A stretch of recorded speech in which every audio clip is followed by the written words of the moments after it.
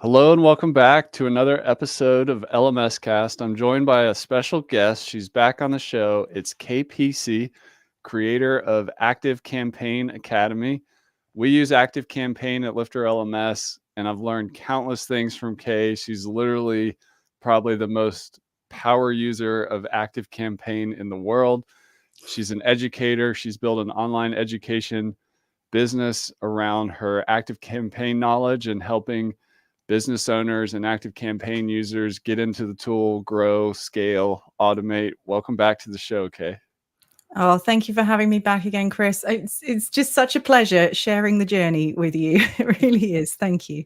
Yeah, well, it's so great to have you. I always love our conversations. For those who don't know what it is, can you describe what you've built with Active Campaign Academy, which you can go find over at Kay's website, slickbusiness.co? Yeah, so I started out some years ago doing consultancy in Active Campaign and found that most of the time I was actually teaching people because we all like to be in control. We want to be in the driving seat of the powerful tech that we own. And because I have teaching skills, I started out as a maths teacher for teenagers way back in the day. So I have the teaching skills, and it seemed to me like a very natural fit to fill that gap where nobody was really leading the way on how do I use this incredible marketing tech email automation platform, Active Campaign. And so I decided, rather than going down the courses route, because I love courses, but tech like Active Campaign, that is a big landscape. There's a lot in there. My feeling was very much that it needed to be a membership. And so I created the Active Campaign Academy around 2.5 years ago. And we've been serving members ever since. We serve small teams from all over the world. And one of the chief pleasures I have with it is that literally the only thing they truly have in common is that they all use this one piece of tech, which is Active Campaign. And what it's fascinating to me, the commonalities that occur from a tiny one-person business right up to a big global corporation actually need the answers to the same questions and the same teaching, the same nurturing. It's a great way to spend my time, and it's made me very happy. And I hope it's made other people very happy as well. I'm sure it has. I've been in your community and I've seen people getting their challenges solved and growing their business. You know, one of the things I've noticed after over a decade in the online education space is that with software particularly, it's often not the software company itself that makes the best education.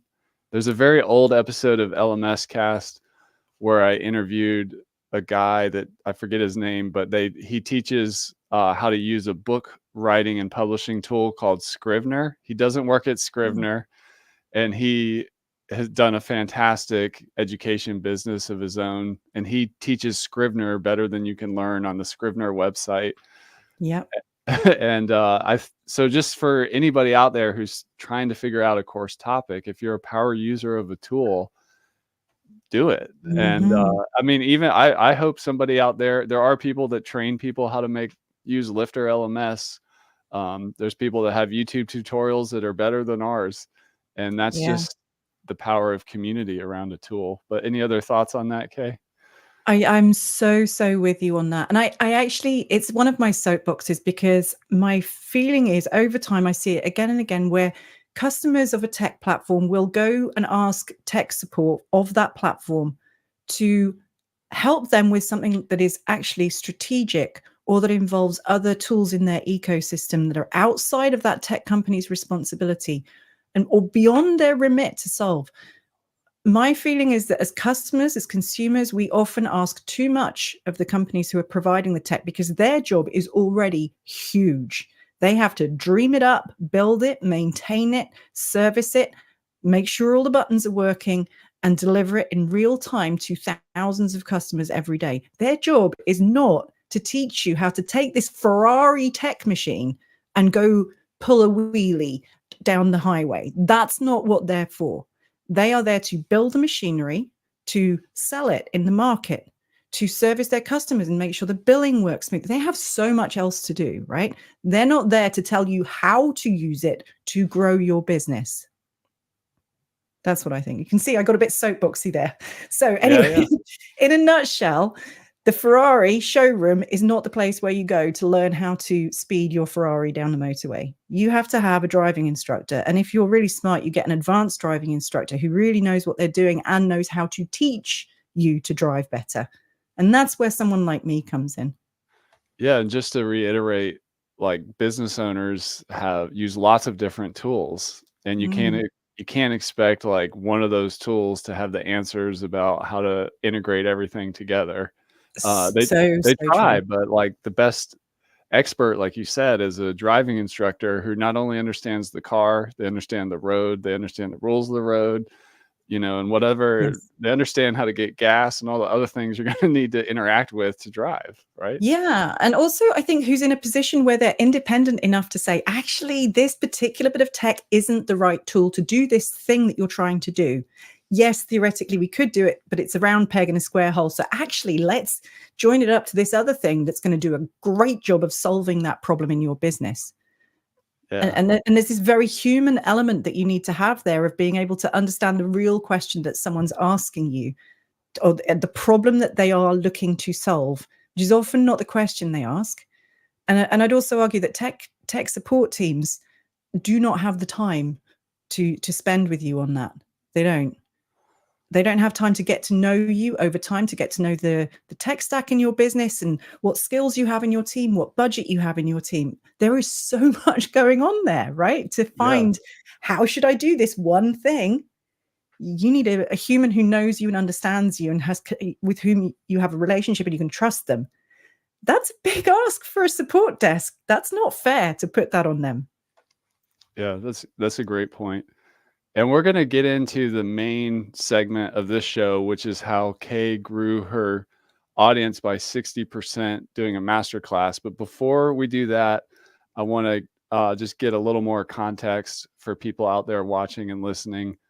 So with your online education platform, what are the main tools in your tech stack, since we're talking about using different tools to make it come together? So you teach online through a membership. What are the key components of your tech stack?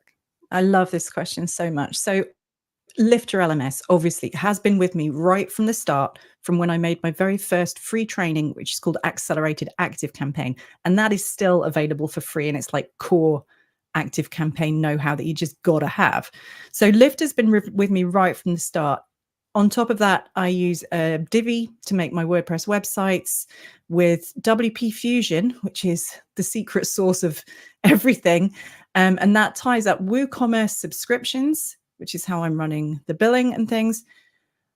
I have 2 domains that talk to each other through ActiveCampaign, and then we run our community on the Circle platform, which I'm extremely happy with. I know there are lots of options for community. I have found that the Circle platform has really served our particular way of doing things, which is we deliver a lot of technical stuff in a short space of time, and Circle has unleashed us to be really fluent and fast solving problems just day to day. So I've really enjoyed bringing that into the tech stack. It's a dream team. You put them together. Awesome. Yeah. And let's talk about another stack, which is the offer stack. So when somebody joins Active Campaign Academy, like, what is the package of the learning offer? Like, what do they get? Yeah, cool. Okay, so they get courses, resources, calls, and community.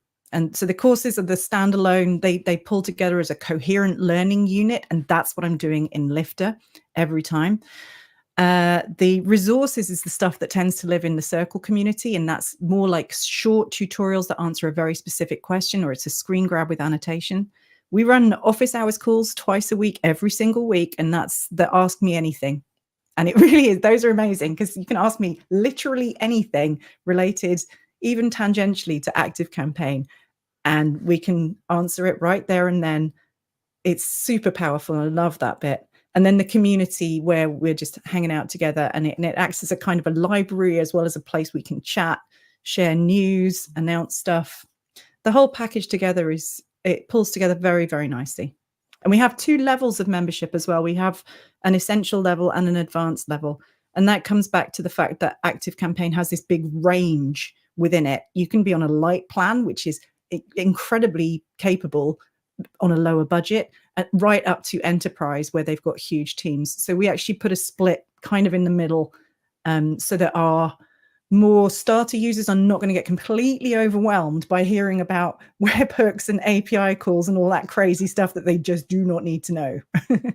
I love that. So like beginner and advanced levels, two plans to choose from. It's not overcomplicated. Quick Yeah. side question you brought up, and I've watched you execute well, which is I see a lot of education entrepreneurs have a desire or a dream to build community. You've built community successfully. People show up to your calls, your Ask Me Anythings.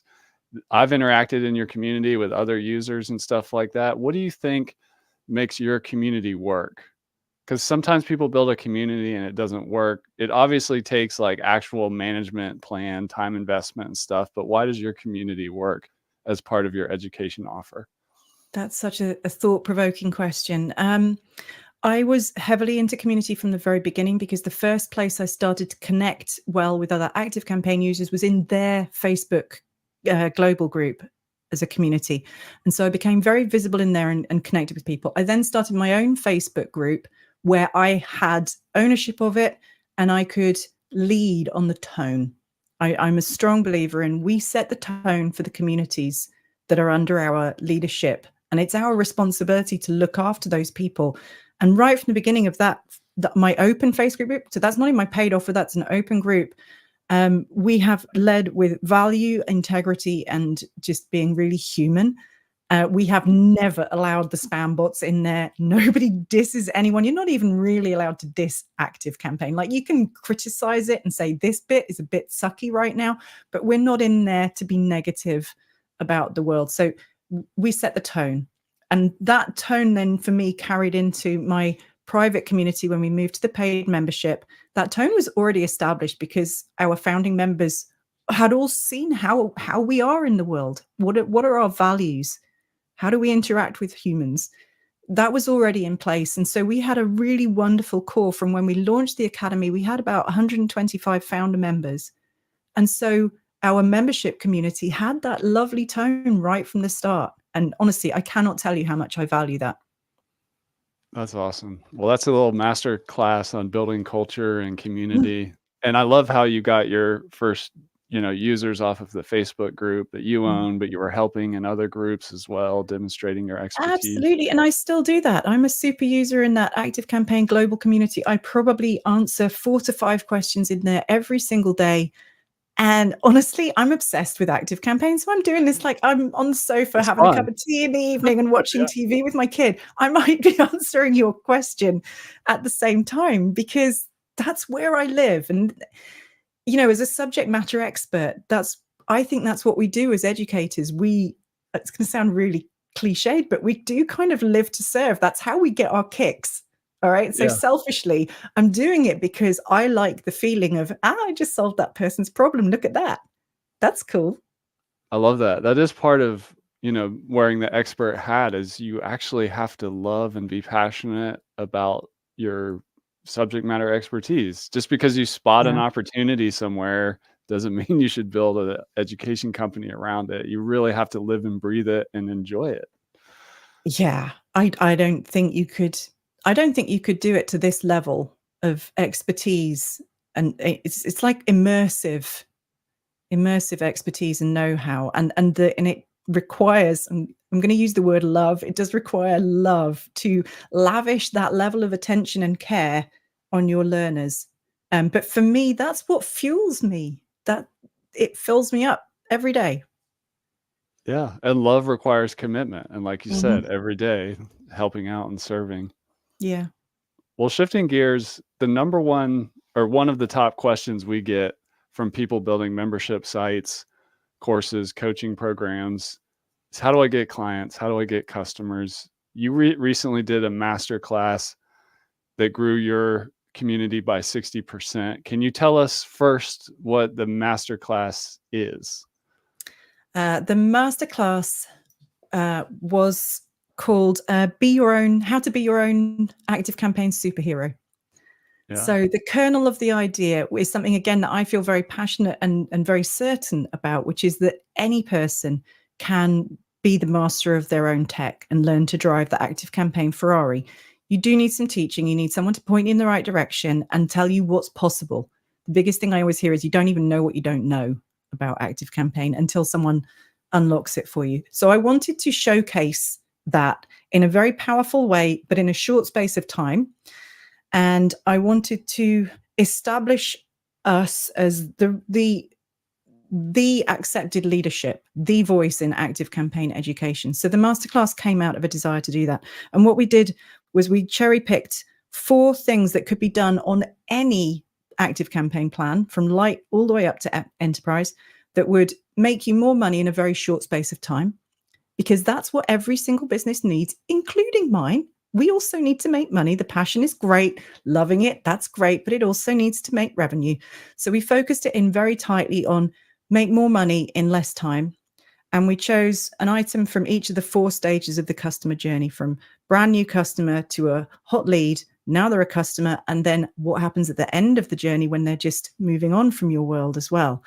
And pulled out 4 processes. And what I did in the masterclass, we delivered it 3 times across different time zones. We called in all our partners to help us promote the masterclass. That was the first time we'd done that. It was the first time we'd really had the confidence to say, we're doing this. It is going to be killer good. Get your people here.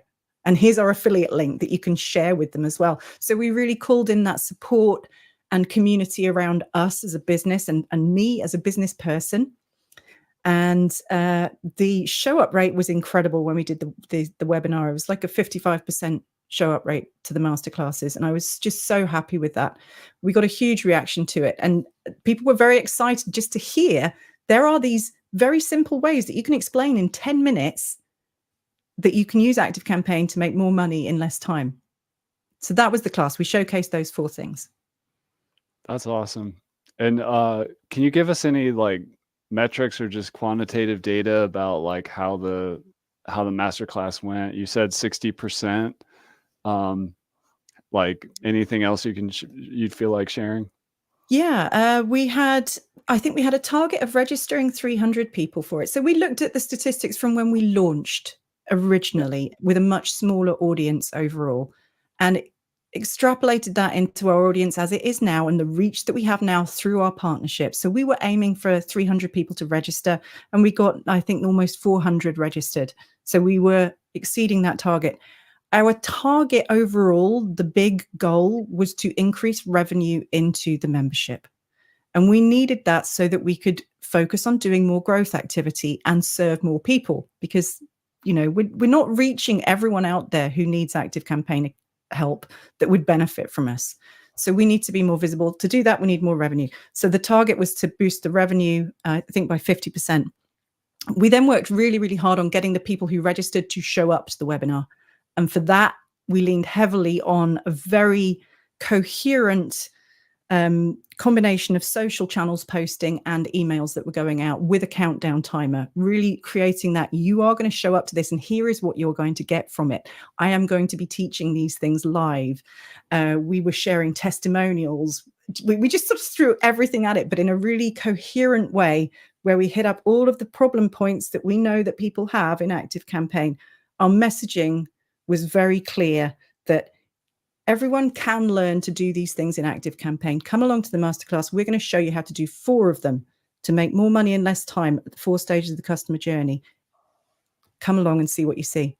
The conversion rate off of the back of that was just ridiculous. 16% Wow. of the people who attended that masterclass immediately bought a membership, and we typically keep them as members for around 6 months. Many of them stay for upwards of 2 years. We've still got some of our founder and beta members are still with us, you know, so that turns into quite a lot of revenue. And more importantly than that, it turns into helping an awful lot of people.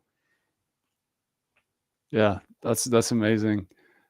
Tell us a little bit more about how you prepared for the masterclass, and how long did that take, and what did you put together, and how'd you figure out all your partners and all that stuff? Okay, that's a great question. I had a lot of help from Melissa Love, who I know you're familiar with already, because she's a close business friend of mine, and she lives just down the hill. So we can literally go sit on the bench down by the harbor, and she can calm my fears. And actually, Melissa was the one who made me set the date, because left to my own devices, I would probably have been here thinking, I really should do a masterclass and get some more members in because we're really good at this, but I might not have done it. I needed a push, and Melissa gave me the push. So we set a deadline, and then it was a countdown from there. I think I had a 6-week run-in from deciding the date, and we So published 6 the weeks date to straight figure it away. out. Sorry, say that again? 6 weeks to figure it out and Yeah. prepare? Yeah, Yeah. that's good. That's not too long or too short. That's It was adequate. enough, and for me, it was based on knowing myself better than when we first launched. I know the amount of pressure that I can cope with, the amount of time and space I need in which to be able to do my best work. But also I know that I do need a time pressure because otherwise it Yeah. won't get done. So as soon as we'd set the date, we put it out there. And once people have put their name down and said, I want to come to this, which they did very, very quickly. We had a wait list or a hand raiser list, and that just got piled on very, very quickly. And I need that in my world to fuel me up to be like, okay, I've said I'm going to do this, and all these people have said they would like that. So, okay, now we're going to do it and we're going to deliver. And once I'm on the path, I deliver. My execution's really good. So we had an Airtable. I don't know if you're an Airtable user, Chris. I'm a little huge bit. fan of it. Yeah. So I use that to organize everything that's in my head. So we planned out the stages from believing that you can work Active Campaign, evidence that we've already taught people how to use Active Campaign, helping people desire the things that we wanted to deliver in the masterclass, doing the countdown, showing the testimonials, lots of evidence and proof that we are the masters at this, and you don't want to miss this masterclass. And then, yeah, I think prepping the content of the masterclass itself, that was amazing. That was one of those opportunities as a teacher, as an educator, that you can dive into it like whole body. I am all in on this one. It was a great piece of work, very carefully crafted, to teach each of those things in 10 minutes. And it was leaning into teaching the what are we doing? Why are we doing it? But of course, it was missing the element of exactly how would you do that? Like, exactly. So we talked about Active Campaign features that were necessary to put together for it. So we would say something like, and we would use a saved response, we would use a form and a pre-fill, throwing in all these words. That's the driver then to get the conversion and we are going to teach this in the academy coming up in the next few weeks. And that was the real conversion moment, I think, was we showed that it is possible to use Active Campaign to make more money in less time right across your customer journey in these 4 very specific ways. We talked about the elements that you would need to put together to do that. And then we invited people to join the Active Campaign Academy to come and do that with us right away, immediately. And then in the academy, the course is there.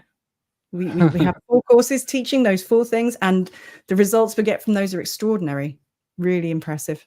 So did you have those courses already ready before you did the training, or they came after? Like, you taught them live? They Yeah. came a little bit after. It was a balance because I would have loved to get them ready before the masterclass, but it just wasn't possible in that time frame. And what I've learned as an educator is that the teaching is better if I can talk about it first with people, see their response to it, listen to the questions that they ask, and then the job of the training, the specific course, needs to have all of those elements in it. So I often find that if I talk about something and have a bit of a delay while we chew it over and then make the training is better. Yeah. That's awesome. So we kind of did some swift tutorials to get people who really wanted to just crack on and who already had the skills. We were like, okay, this is how you would put it together. Here's the map, go. But then the courses with all the step-by-step detail took a little longer. Can you share just high level, even if somebody's not using Active Campaign, just the concept of one of the stages of the customer journey? Like, what's an example, one of those? Yeah, sure. One of the ones that landed really beautifully with so many people, and it's based on a strategy that we developed for ourselves. I call it First Look Fandom. Because I like a bit of alliteration. You've got to give it a cool name. So First Look Fandom is for the very first step of the customer journey. Someone has just found you. They're like, oh my God, here's Chris Badgett. He knows all about Lifter. I love him. I'm going to fill out the opt-in form and get on the mailing list here for Lifter LMS. And there's always a burning reason someone does that. They always have some question that's in their mind, some problem that they want solving that they think you have the answer to. So here's the sneaky move for First Look Fandom. And this, by the way, converts 10% of those brand new First Look leads into buyers with one email, right? 10% of them convert to buyers with one email in the space of a week. It's extraordinary. So here's the trick. They've just filled out your opt-in form for this person. They've just coming into your world. On the thank you page, where normally you might say, thank you for submitting the form, or maybe you've gone a little bit further and you've got some links and a picture of you, great. Instead of that, or as well as that, you put in an open question field. They don't have to fill in their email again. You just ask them a question, say, oh, while you're here, tell me, what is your most burning question about XYZ right now? And you don't have to promise to answer it.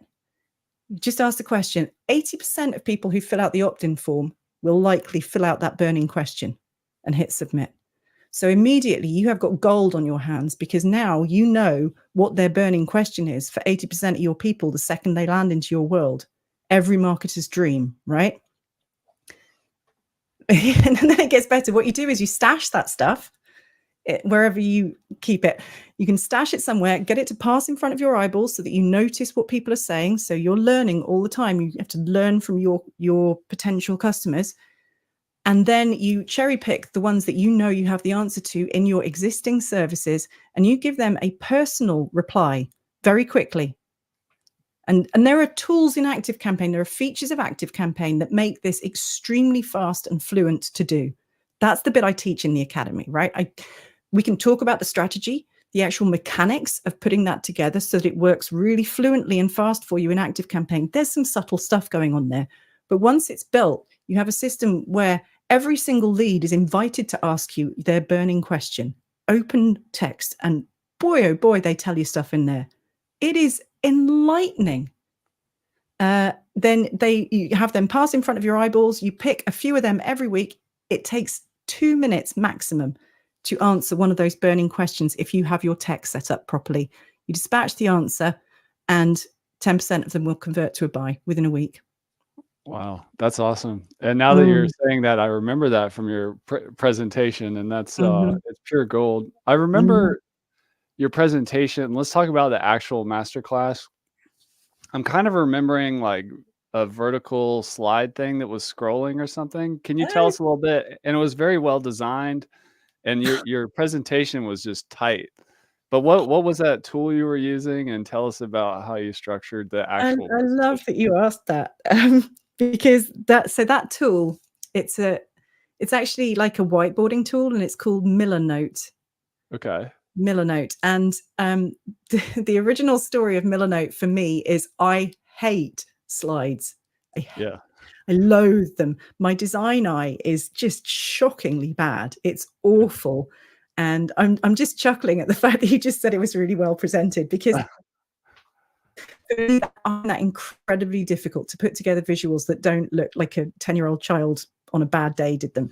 So Millernote is my solution to that. It has a nice soothing color background in our brand colors, and the actual items that I put on there's very little formatting choice on there, so I can't wreck it. I just need to make sure it all lines up vertically. And then while I'm doing my presentation, I use Ecamm, which is a wonderful bit of tech. Ecamm films me and puts me in front of half of the presentation. So I'm right there on screen. It's like putting yourself into your presentation, which I really love, because I talk with my hands. You may have noticed that. There's a lot of hand waving and expression going on, and that's really important. And by having Millernote beside me, and I've got my scroll wheel, so I can scroll through at exactly the pace I want to, I can literally point at the things that I'm talking about, and it just works for me. So I developed it purely because I am terrible at slides and I hate them. So it was an avoidance strategy that somehow turned into something that actually looks really nice and a lot of people ask about. Awesome. I remember too from your masterclass, there was a lot of engagement in the chat. Like how would you advise somebody who's doing a masterclass to really make it interactive and immersive and get the community talking? Great question. Well, first of all, I had a head start because we have a very engaged community already. And Yeah. that comes back to your earlier question around the Facebook groups. We have fostered that for years. We go out of our way to connect personally with people. That First Look fandom thing, that involves me personally emailing people who've just signed up to my email list. So we have a very connected community already, and you can't magic that up just for a one-off masterclass. That's not going to happen. What we did was we primed the pump by specifically asking our existing Academy members to come to the live webinar and to support us. And I was completely honest about it. I was like, I'm going to be absolutely petrified. I would love to see some friendly faces in there to make me feel better. Can you come and give me a wave in the chat? And that's true. You know, seeing those familiar names in the chat was for my benefit, really.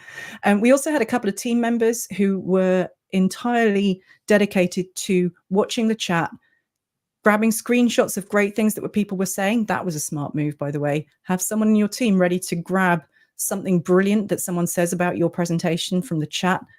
We used that the next day on social posts, and that drove a whole ton more signups into the second and third runs of the same webinar. Very good strategy. So their job was to do engaging with people as well, because if you're delivering the presentation, you can't be talking in the chat. You can't even be looking at it. Wow, that's good stuff there. I know some people at the end of a master class or a webinar get a little bit of cold feet around transitioning to like the pitch or making the sale. What did you do at the end to really position the offer? Maybe you did it not just at the end. Like, how did you quote sell from the masterclass? Good question. I'm trying to remember. We definitely had a spin to win. Okay. So that was our spin to win, I think, came after the pitch. So the spin to win is something I love to roll out just because it's really good fun. We do a spin to win, put everyone's names on the wheel, and 1, 2, or 3 winners, whatever we're doing, will get a one-to-one session with me, which you literally cannot buy. I do not do those. So that actually, now I come to think of it, that's our incentive for getting members to turn up live, because we were like, you can join this draw as well. If you win that, that's yours. One-to-one for an hour with me. You can't get that anywhere else. And that happens at the very end. Yeah, right? we do that at we do it before the Q&A. So the structure was intro, presentation, then into a pitch section, then the spin to win, then Q&A.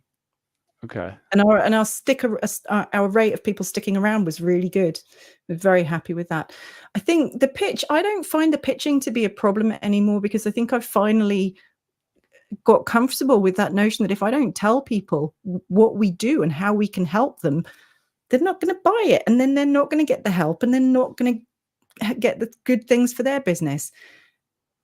And I don't feel bad about saying that anymore. I feel like something shifted in me this year to be absolutely fine with saying we are the best in the world. I am the best person in the world to teach you Active Campaign. This is where you can buy my services. This is how much it's going to cost. You can buy monthly, so you don't have to be committed for a long period of time. It doesn't have to cost you a scary amount of money like a consultant. And we see a lot of people spending crazy sums on consultancy and then coming out of it worse than they were before.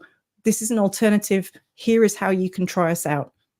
We do a refund guarantee, so there's no pressure selling. Yeah, I feel very strongly that what we offer is really, really good. And I'm happy to talk about that now. I love that. The first sale you make is to yourself. And if you really believe in your product and your mission, selling gets really easy. Yeah. Because you almost feel obligated because you want to serve and help all these people. So Yeah, tell them about it. absolutely. And Melissa used to call me about it all the time.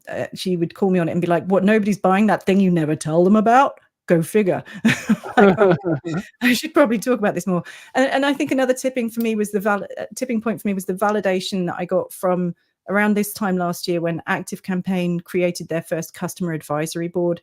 And I was their first call to be on that. You know, I have stature and status within the Active Campaign community. I have the respect and value from Active Campaign themselves.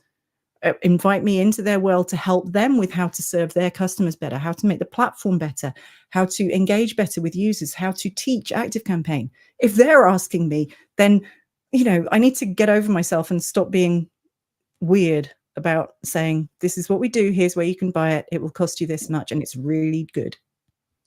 I just want to highlight that strategy of a customer advisory board. This is commonly known in software businesses where you have some of your users and customers that you meet with on an ongoing basis, or kind of group in a little community where you open-mindedly listen to their feedback, ask for help and stuff like that. I think more course creators, coaches, and education entrepreneurs could do that strategy, because you don't have to figure everything else out by yourself on how to make your offer better or the customer experience better. And when Yeah. you find those customers and users or students or members that you love working with and you'd like to get more of them, by talking to them, you remove a lot of friction and get a lot of good ideas. It doesn't mean you can act on everything they want or recommend or Yeah. agree with everything, but it's such a valuable resource to listen and get feedback in that way. So much, so much. And hearing you say that takes me back to when we were in when we were in our beta phase for the Active Campaign Academy, which was about 2.5 years ago, and I invited 13 people to come in as beta members, and on their contribution to the form that the academy takes is just enormous, absolutely enormous. It was the structure that we have now of the calls, the community, whole courses, and specifically lots of little tutorials that are done in a fluent, fast fashion.